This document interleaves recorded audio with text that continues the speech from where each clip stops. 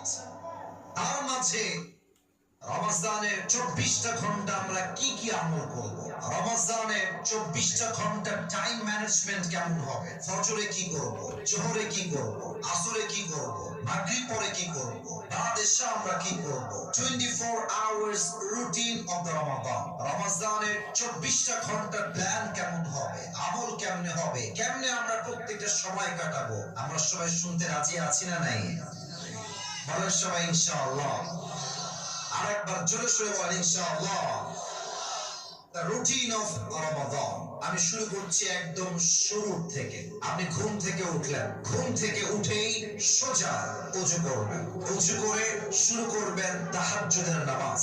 মুমিনের ঘুম থেকে উঠেই শুরু হবে পবিত্র হওয়ার পরে তাহাজ্জুদের নামাজ। তাহাজ্জুদ শুরু করবেন। তবে তাহাজ্জুদ যে 20 রাকাত পড়তে হবে, 10 রাকাত পড়তে হবে, it's exactly not like that. আপনি জাস্ট 2 রাকাত পড়েন অথবা আপনি জাস্ট 4 রাকাতই পড়েন, তবে তার দিল সহ পড়েন। কোরআনটা সুন্দর করে তেলাওয়াত করেন, ইখলাসের সঙ্গে আদায় করেন। হাদিসে আসছে আখলিস দীনাকা ইয়াফিকা আল আমালুল কালিল। জান্নাতে যাওয়ার জন্য অনেক আমলের প্রয়োজন হয় না। বান্দা যদি একটা আমল ইখলাস নিয়ে করতে পারে, হতে পারে একটা আমল তার জান্নাতে যাওয়ার ওয়াসিলা হিসেবে কবুল হয়ে যাবে। সুবহানাল্লাহ। প্রথম কাজ তাহাজ্জুদ দিয়ে আমরা শুরু করব। আচ্ছা, তাহাজ্জুদ শেষ, আসসালামু আলাইকুম ওয়া রাহমাতুল্লাহ, আসসালামু আলাইকুম ওয়া রাহমাতুল্লাহ, তাহাজ্জুদ শেষ। এবার বসে বসে যা পাঠ করবেন শিখাই দিচ্ছি। কয়েকবার পড়বেন আস্তাগফিরুল্লাহ, আস্তাগফিরুল্লাহ। পড়েন দেখি একবার সবাই আস্তাগফিরুল্লাহ। আমার কানে একটু প্রবলেম হয়েছে, মনে হয় শুনতে পাইনি। আরেকবার সবাই জবান থেকে পড়েন আস্তাগফিরুল্লাহ। একবার ইস্তিগফার পাঠ করবেন, তারপরে দুরূদ ইব্রাহিম পাঠ করবেন। দুরূদ পড়লে কি লাভ হয়? দুরূদ পড়ার পরে যেই দোয়া বান্দা আল্লাহর কাছে করে, আল্লাহ তার দোয়াটা খালি হাতে ফিরিয়ে দেয় না। সুবহানাল্লাহ। ইস্তিগফার পাঠ করবেন, দুরূদ পড়বেন, দোয়া শুরু করবেন আল্লাহর কাছে, যা মনে চায়, যা আপনার দরকার। যাদের বউ নাই আল্লাহকে বলবো, আল্লাহ এবার বউটা আমারে দিয়ে দাও আল্লাহ। বলেন সবাই আমিন। যারা আমিন করেন তারা কেউ বউ পাবে না, জোরে গতি হবে আমিন। আপনার যা যা চাওয়া আছে তাহাজ্জুদের জায়নামাজ বিছিয়ে দোয়া করে চাইবেন। শেষ। তাহাজ্জুদ যখন শেষ হয়ে যাবে, আসবেন সাহরি খাওয়ার জন্য। সাহরি যখন খাওয়া শেষ, বাস সেহরি খেয়ে উঠে গিয়ে সোজা মসজিদে ঢুকে যাবেন। মসজিদে ঢুকে যখন ফজরের আযান হয়ে যাবে, ফজরের 2 রাকাত সুন্নত আদায় করবেন। যশোরের ভাইরা, কয় রাকাত সুন্নত? আর একটু জোরে শুনতে চাই, কয় রাকাত? 2 রাকাত সুন্নত। সুন্নত তো শেষ হয়ে গেল, কিন্তু সময় তো আছে এখনো 10 মিনিট 15 মিনিট। কি করবেন? আপনি একটা কোরআন নেবেন, কোরআনটা নিয়ে সুন্দর করে করে বসে বসে তেলাওয়াত করবেন। আমার এখনো মনে আছে, আমি তো মাদ্রাসায় পড়াশোনা করেছি, আমাদের ওখানে একটা সিস্টেম ছিল, আমরা প্রত্যেক ওয়াক্ত নামাজে আগে আগে যেতাম, 20 মিনিট আগে, 30 মিনিট আগে যেতাম এবং কোরআনটা নিয়ে সুন্দর করে তেলাওয়াত করতাম। আবার যখন ইকামত দিত, কোরআনটা রেখে আমরা নামাজ আদায় করা শুরু করতাম। অতএব ফজরের সুন্নত আদায় করার পরে বসে বসে ডোন্ট ওয়েস্ট ইওর টাইম, বসে বসে কোরআন তেলাওয়াত করবেন। রাজি আছেন তো ইনশাআল্লাহ? আচ্ছা, ফজরের নামাজ শুরু হয়ে গেল, নামাজ শেষ। সালাম যখন ফিরিয়ে ফেলবেন, সকলেই আয়াতুল কুরসি পাঠ করবেন। হাদিসে আসছে, যেই বান্দা প্রত্যেক ফরজ নামাজের পরে আয়াতুল কুরসি পাঠ করে, লাম ইয়ামনাহু মিন দুখুলিল জান্নাহ ইল্লা আল মাউত। তার মাঝে আর জান্নাতের মাঝে কোন দেওয়াল থাকে না, জাস্ট মৃত্যু ছাড়া। ও বান্দা মৃত্যুবরণ করে না, তাই সে জান্নাতে যায় না, মরলেই সে জান্নাতি হয়ে যাবে। সুবহানাল্লাহ। আয়াতুল কুরসি পাঠ করবেন। এবার একটা আমল শিখাই দেই, আমার সঙ্গে সবাই পড়েন, আউযু বিল্লাহিস সামিউল আলিম, মাশাআল্লাহ আওয়াজ এসেছে, মিনাশ শাইতানির রাজিম। এখন যে মুখস্থ হয়ে যাবে ব্যাপারটা এরকম নয়, মিডিয়ার লোক বসে আজকালকে আপলোড হয়ে যাবে এইটা, অর্থাৎ আউযু বিল্লাহিস সামিউল আলিম মিনাশ শাইতানির রাজিম, এইটা পড়বেন।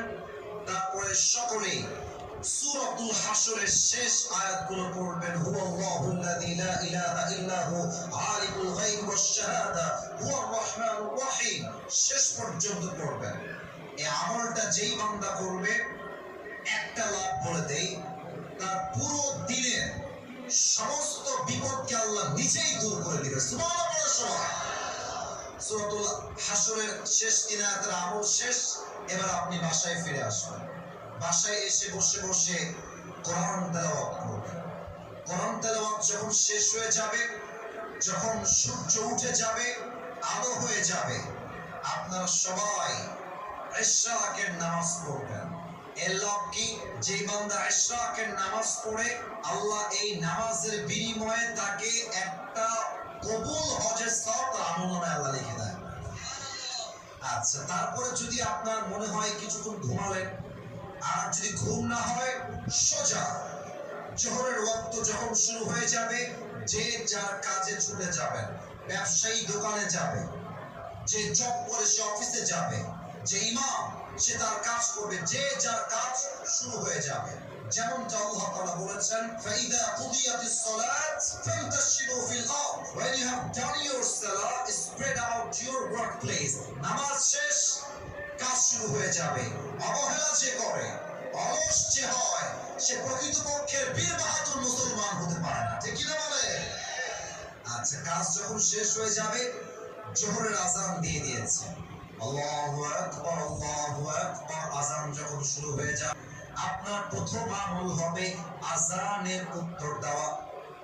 অনেকে আযানের উত্তর দিতেও ভয় পায়। একদম সহজ, যা বলবে জাস্ট রিপিট করে দিবেন।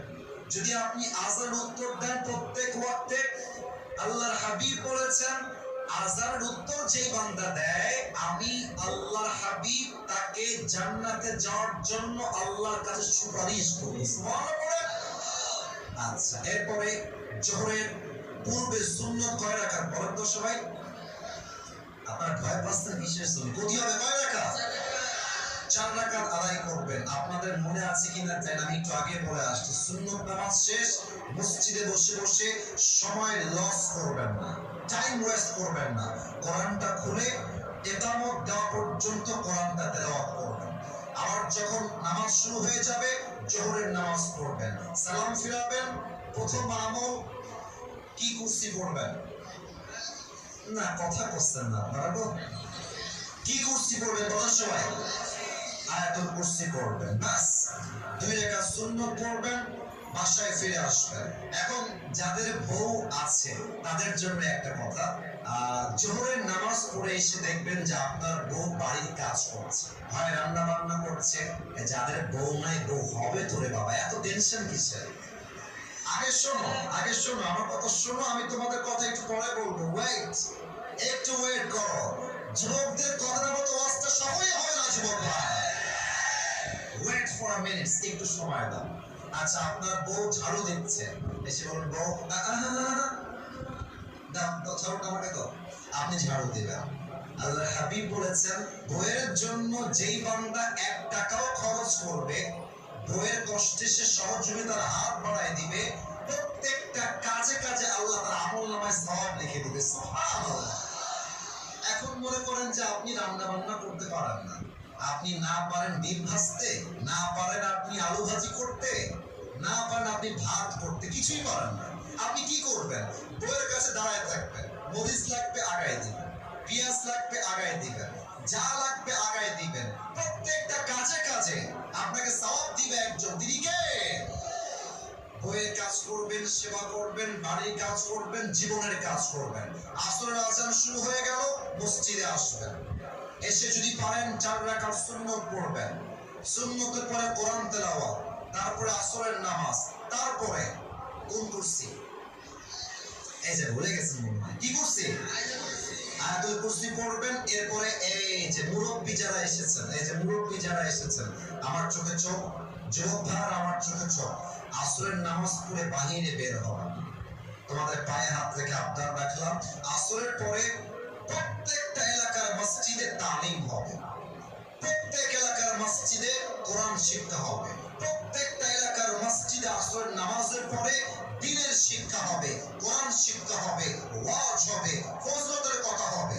আল্লাহর হাবিব বলেছেন, যেই বান্দা আসরের নামাজের পরে দ্বীনের চর্চা করে, দিনের প্রশিক্ষণ দেয়, প্রশিক্ষণ নেয়, আল্লাহ তাআলা আমলনামায় কবুল হজের সওয়াব লিখে দেয়। সুবহানাল্লাহ।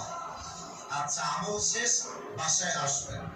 আমি কিন্তু শেষের দিকে চলে এসেছি। এইটা আমার হাতে প্লেট, মনে করেন এটা কি? আরেকবার জোরে করেন, এটার নাম কি? ইফতারি আপনার সামনে চলে এসেছে। অনেক ছেলে পেলে খুব বদমাইশ, ইফতারি সামনে রেখে গার্লফ্রেন্ডকে মেসেজ দেয়, যা তুমি কি খেয়েছো? বদমাইশের হাড্ডি। মনে রাখবেন, ইফতারি সামনে রেখে যেই যুবক হারামে লিপ্ত হয়ে যায়, যেই মেয়ে হারামে লিপ্ত হয়ে যায়, তার রোজার 2 পয়সা দাম আল্লাহর কাছে পাবে না। ঠিক না বলে? আচ্ছা, তাহলে কি আমল করবেন? ইফতারি আপনার সামনে, বসে বসে আপনি ইস্তেগফার পাঠ করবেন। ইস্তেগফার শেষ, ইফতারি সামনে রেখে 2 হাত তুলবেন মুনাজাতের জন্য। আল্লাহর হাবিব বলেছেন, ইফতারি সামনে রেখে যেই বান্দা আল্লাহর কাছে কোনো কিছু চায়, আল্লাহ তার প্রত্যেকটা চাওয়াকেই কবুল করে নেয়। সুবহানাল্লাহ। আর ইফতারি যখন করবেন, এটা মুরব্বীদের বাজে স্বভাব, আমাদেরও বাজে স্বভাব।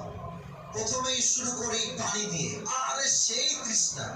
অনেকে দেখবেন যে জুসের বোতলটা অথবা গ্লাসটা এমনি ধরে রাখে, আজান খালি দিতে দেরি হবে, আমার খাতি দেরি হবে না। আজান দিয়ে শরবত দিয়ে শুরু করে, আজান দিলি উনি খায় আগে পেঁয়াজি আলুর চপ। না, this is not a Sunnah.